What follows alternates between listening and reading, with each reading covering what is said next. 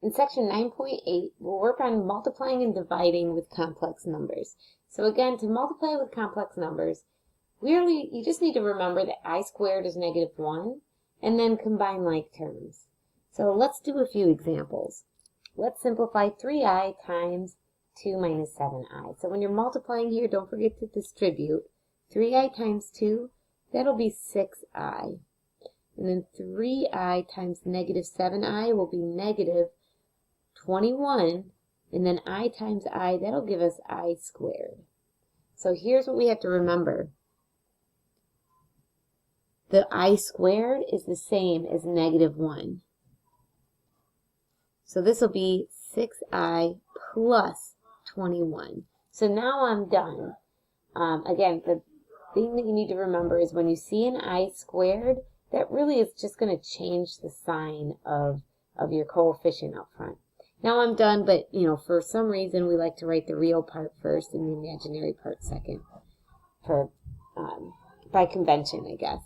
All right, let's go ahead and multiply the next two factors together. 5 times 2 gives us 10. 5 times 6i, that'll be plus 30i. And then I times 2, so I got plus 2i. And then this is the only tricky part, I times 6i, so that'll be plus 6i squared. All right, now we'll simplify further by combining these terms together that are like. 30i plus 2i is 32i.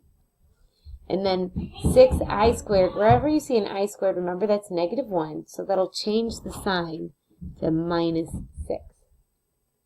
Now I can simplify further by combining those two terms together. 10 minus 6 is 4, plus 32i. So again, the trick is wherever there's an I squared, just change the sign of that coefficient. Let's do a few more examples. Root 2 minus root 3i times root 2 plus root 3i. Now let's go ahead and multiply. Root 2 times root 2. Root 2 squared is just 2. Root 2 times root 3i, that'll give us a plus square root of 2 times 3, which is 6, and then I on the outside. Now we'll go ahead and multiply these together, minus root 3i times root 2. So go ahead and multiply the insides together. We get square root of 6, and then I on the outside. And then last, minus the product of these two guys. So minus square root of 3 times square root of 3 is just 3. Square root kind of cancels. And then I times I gives us the I squared. All right, now let's combine like terms here. Plus root 6i minus root 6i. These guys add to 0. So I just got 2 plus 0. I'm not going to write that. Oops, I forgot the square. I squared. Root 3i times root 3i is 3i squared. Okay, so I added these two together. That became 0. I've got 2. And then the I squared changes the sign of the coefficient. So this will be plus 3, which is just 5. This is something to notice.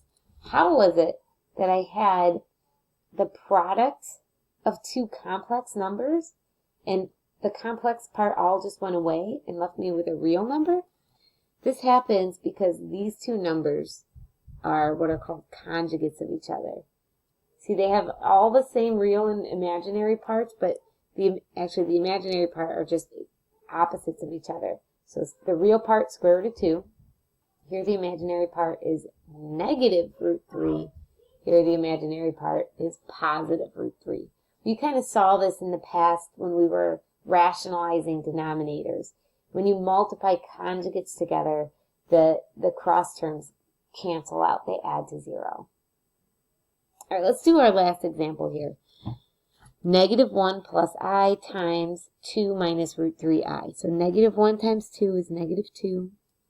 -1 times negative root 3i, that'll be a plus root 3i.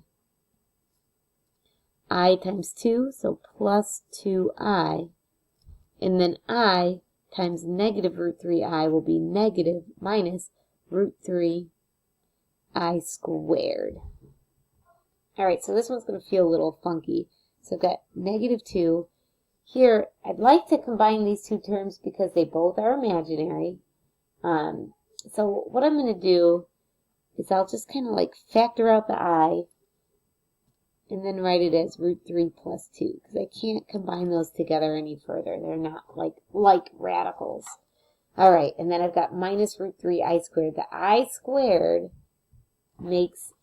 changes the sign of the coefficient. So this will be plus root 3 because it's like root 3 minus root 3 times negative 1 will just be plus root 3. Great. So now I can't really combine these together because this is a radical 3. There's no radical here, but I can like group them together because they're both real, right? So I can say negative 2 plus root 3, that's the real part, plus I times root 3 plus 2. That's the imaginary part. So I still have it written as the real part plus imaginary part. Okay.